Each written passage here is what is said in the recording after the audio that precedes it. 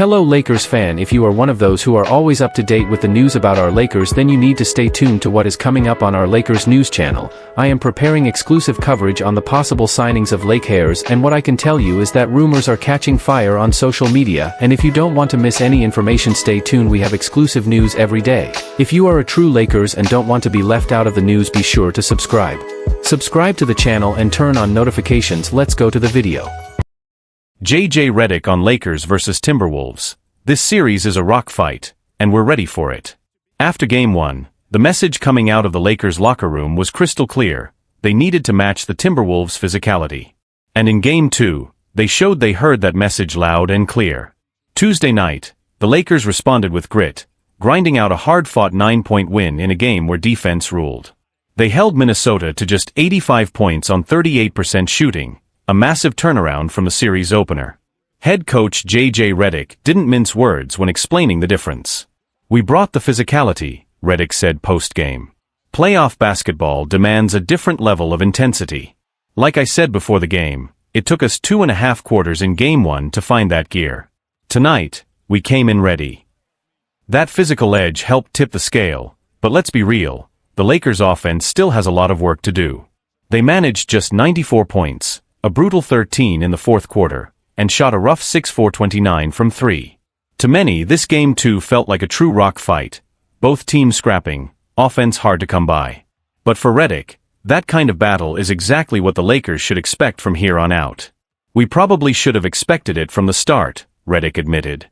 "We weren't ready for that kind of game in Game 1, but now I think both teams are mentally locked in. I've been in enough of these series to know, sometimes it's a slugfest where neither team can buy a bucket, and other times someone gets hot from 3, turnovers pile up, and suddenly it's a shootout. That's playoff basketball. No two games are ever the same, but mentally, both sides are bracing for a fight." The first half of Game 2 didn't look like a grinded-out battle. The Lakers dropped 58 points and seemed in rhythm. But things unraveled late, especially in the fourth.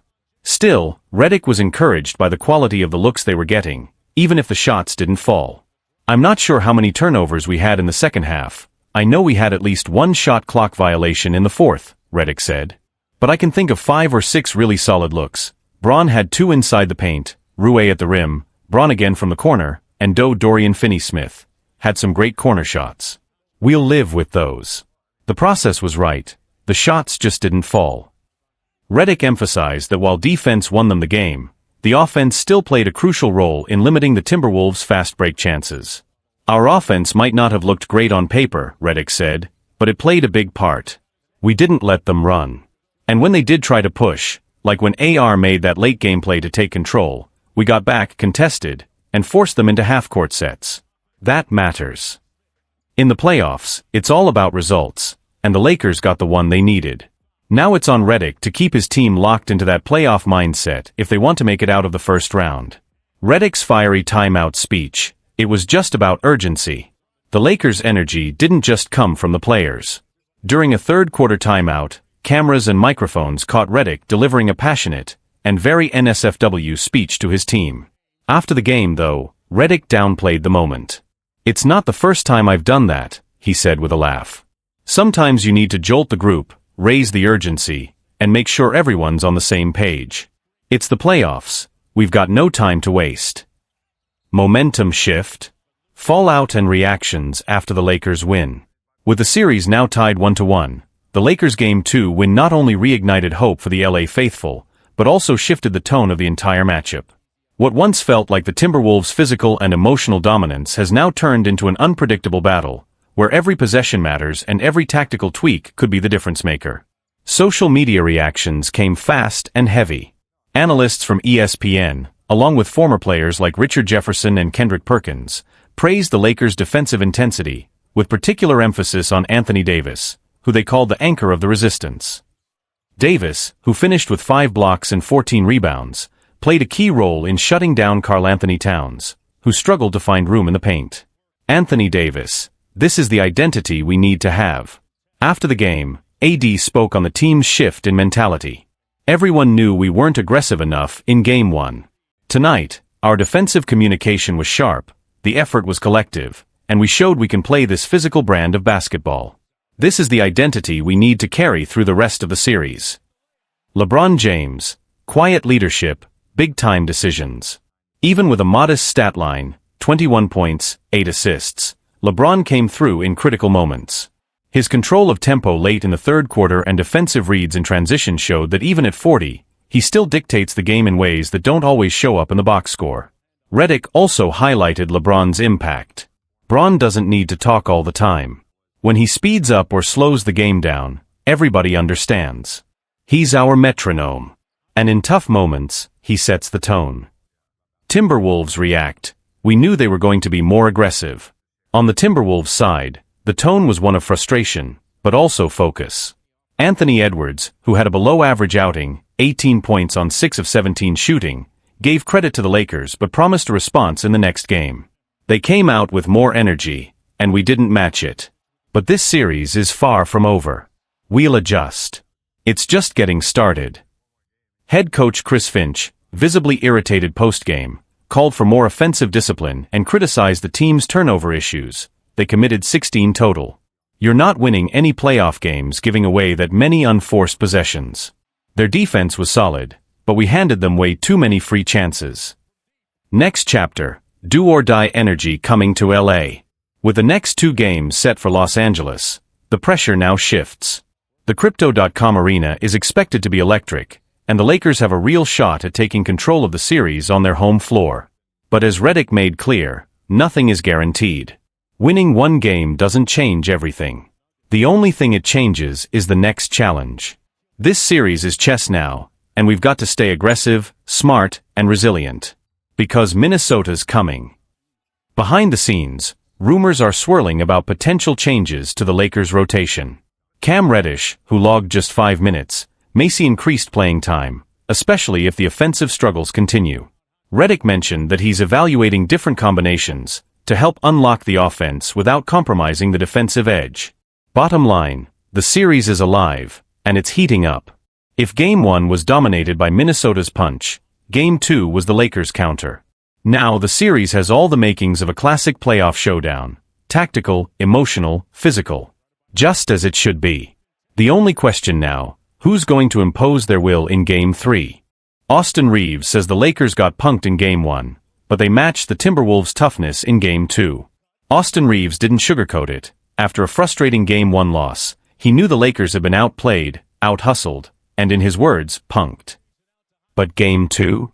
That was a different story. Reeves bounced back with a solid all-around performance. 16 points, 5 rebounds, 5 assists, and the kind of relentless effort that doesn't always show up in the box score. He still struggled from deep, but his impact went far beyond his shooting. Most importantly, he, and the Lakers, brought the fight. I don't think it was about changing the game plan, Reeves said post-game. We just played hard. That's it. I've said it before, the Timberwolves play hard every single night. Regular season, playoffs, it doesn't matter. And if you don't match that physicality, you're going to get run over. That was the message before the game. Play hard or go home. The wake-up call came after Game 1, when Minnesota's energy and edge completely overwhelmed the Lakers. Reeves didn't shy away from calling it like it was. We got punked the other night, plain and simple, Reeves admitted. They came into our building and took it to us. You could feel it in the locker room afterward. There wasn't panic, but there was a sense of we're better than this, and we know it. That next day practice? It was intense. Everyone was locked in. That's when we set the tone for Game 2. It wasn't always pretty, especially down the stretch, when the Lakers' offense sputtered to just 13 points in the fourth quarter. But in the playoffs, it's about finding a way to win, even when your best stuff isn't falling. One of the defining moments came late in the fourth, when Reeves dove to stop a Timberwolves fast break, a hustle play that summed up the team's attitude shift. That was huge, Reeves said. Look, I made some bad plays earlier, a couple turnovers I'd love to have back. But in that moment, you just do whatever it takes. That's playoff basketball. You win by the slimmest margins. You lose by the slimmest margins. And on plays like that, you have to be willing to throw your body on the line for the team. That's what this time of year is all about. And now, heading back to LA with the series tied 1-1, the Lakers know the Timberwolves aren't going away.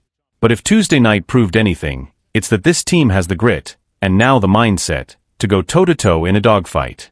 Redick praises Rui Hachimura. He's a warrior.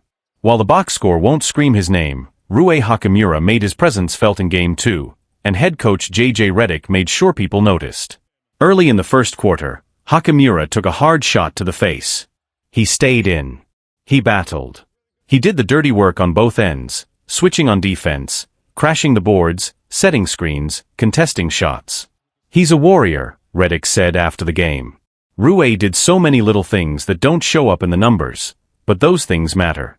They win you playoff games. He was tough, he was locked in, and he gave us exactly what we needed. With the physical Timberwolves pushing every possession to the limit, the Lakers are going to need more of that grit and sacrifice moving forward. Because as Reeves reminded everyone, there are no style points in the postseason. There's only win or go home. The locker room response: now we know what it takes. Inside the Lakers locker room after Game 2, the mood wasn't celebratory, it was focused. There were a few smiles, sure, but mostly a sense of unfinished business. The message wasn't "we're back," it was "this is the standard now." Veteran forward Dorian Finney-Smith, who's been through his share of gritty playoff series, echoed that mindset. Game 2 wasn't perfect, but we showed who we need to be, he said. We can't let up. The second we stop bringing that edge, they'll take advantage. So yeah, enjoy the win, but we're already thinking about Game 3. J.J. Redick's impact grows. As head coach, J.J. Redick is quickly gaining credibility not just for his basketball IQ, but for his ability to push emotional buttons at the right time. His fiery third-quarter timeout rant went viral, clipped and shared by fans and analysts alike. It wasn't just passion, it was purpose. NBA insider Brian Windhorst called it a turning point moment for the Lakers' playoff mentality, while former coach Stan Van Gundy praised Redick's ability to blend player-like relatability with sharp tactical awareness. He gets it, Van Gundy said on TNT. He's been in the locker room, he's been in the trenches. That kind of speech only lands if the guys believe in you, and they clearly do. What the numbers say. The advanced metrics from Game 2 paint a clear picture. The Lakers didn't just outwork Minnesota, they out-executed them. According to Second Spectrum tracking data, the Lakers held the Timberwolves to just 0.82 points per possession in the half-court, their lowest mark of the postseason so far. They also limited Minnesota to just 6 fast break points, a massive win considering the Wolves' athleticism and pace. Timberwolves feeling the pressure? With the series shifting to Los Angeles, some cracks are starting to show on Minnesota's side. Karl-Anthony Towns, who shot just 4 of 12 in Game 2 and struggled to establish any rhythm inside, was seen spending extra time in the gym post-game. I need to be better. That's on me, he told reporters. Game 3's everything now. Anthony Edwards also hinted at some internal frustration, saying the team didn't follow the plan and lost our edge somewhere along the way. It's not full-blown panic yet, but the Wolves know they let a golden opportunity slip. Looking ahead, Game 3 in LA. Now, it's the Lakers' turn to feed off home court energy. Crypto.com Arena is expected to be rocking on Friday night, and Redick is counting on the crowd to fuel his team's fire. We need LA loud. We need them with us from tip-off to the final buzzer, Redick said. These guys are ready for war, but having that crowd behind you? That gives you something extra. And we'll need it. Redick also hinted at potential lineup tweaks, saying he's not married to any one rotation, and will continue to adjust based on matchups. The bottom line, identity over flash. More than the win, more than tying the series, what the Lakers found in Game 2 was identity. They embraced the physicality. They leaned into the grind. They didn't flinch. As Austin Reeves put it, it wasn't about playing perfect. It was about showing up, throwing the first punch, and taking a few along the way. That's playoff basketball.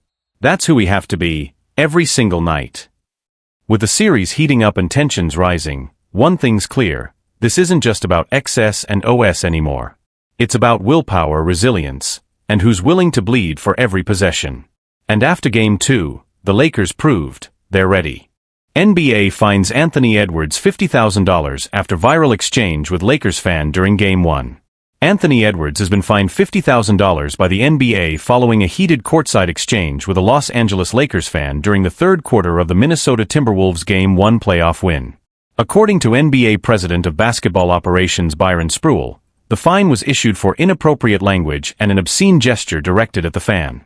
Edwards won't face a suspension or any additional punishment and is fully available for Game 2 on Monday.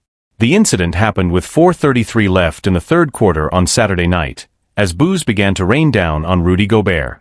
Edwards, standing nearby, quickly stepped in, cutting off the heckling by pointing out Gobert's financial success in a blunt, unfiltered retort. He ended the interaction with a gesture that went viral just minutes later. While Gobert appeared unfazed and didn't engage with the fan, Edwards' fiery response, and the gesture, were enough to draw the league's attention. Still, the moment didn't overshadow his performance. Edwards posted 22 points, 8 rebounds, and 9 assists in a dominant 117-95 comeback win over the Lakers. He briefly exited the game due to cramps but returned quickly, showing no lingering issues. Despite dealing with a minor calf concern heading into the postseason, Edwards looked as explosive and dialed in as ever. This fine adds to Edwards' growing tab this season. He's now paid a total of $370,000 in fines, the highest among all NBA players so far, including postseason penalties. But ask anyone who's watched him play, and they'll tell you, Edwards plays with his heart on his sleeve, and that passion is part of what makes him special. Even LeBron James had high praise for the 23-year-old, who's quickly becoming one of the league's brightest stars. The two shared the court as teammates last summer during Team USA's preparation for the upcoming Paris Olympics. "Ant is incredible," LeBron said last week. "He's just an unbelievable basketball junkie, loves the game, a great kid. Everything he's accomplished so far, he's earned. He works for it." As the Timberwolves look to build on their 1-0 lead, all eyes will be on Edwards, not just for what he says, but for what he does. And if Game 1 was any indication, he's ready to lead Minnesota on a deep playoff run, fines and all. The aftermath: Anthony Edwards' fine and its repercussions. While the fine itself was a significant headline, the ripple effect of the incident has extended well beyond the court. Fans, media, and fellow players have weighed in on both the fine and the larger narrative surrounding Edwards' fiery persona. Some fans on social media defended Edwards' actions, arguing that he was simply standing up for his teammate, Rudy Gobert, and that the fans' heckling was uncalled for.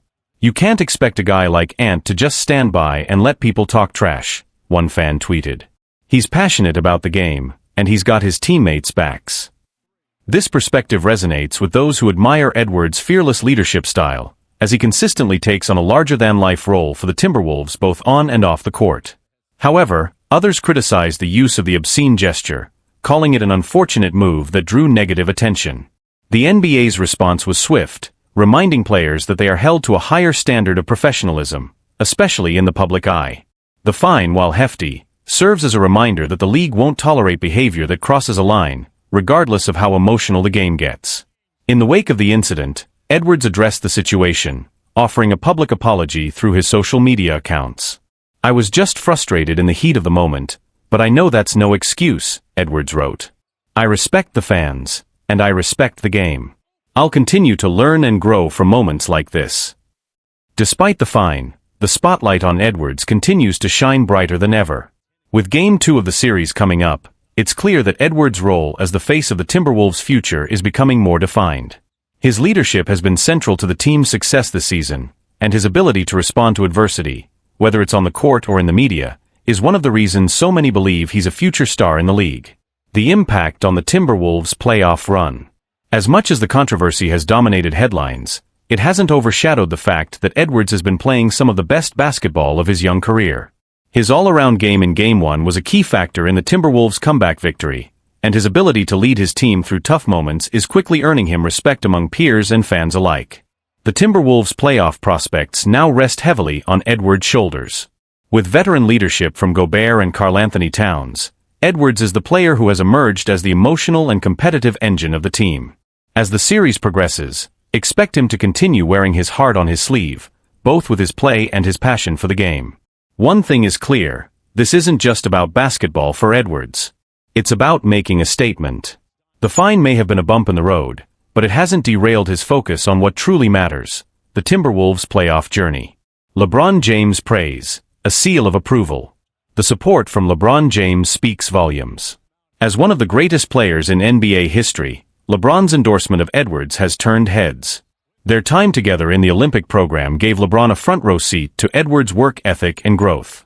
For a player like LeBron, who has seen countless rising stars come and go, to single out Edwards as one of the future faces of the league speaks to his immense potential. "It's not just the talent," LeBron remarked. "It's the mentality. He's got the right mindset to be one of the best.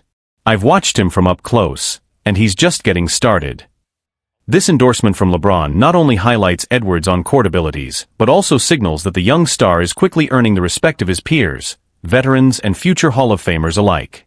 It's the type of recognition that could carry Edwards to the next level in his career, pushing him towards superstardom if he continues to perform at this high level. As the Timberwolves aim to extend their lead in the series, all eyes will be on Edwards, not just for his scoring ability, but for his leadership, his intensity, and yes, his unapologetic passion for the game.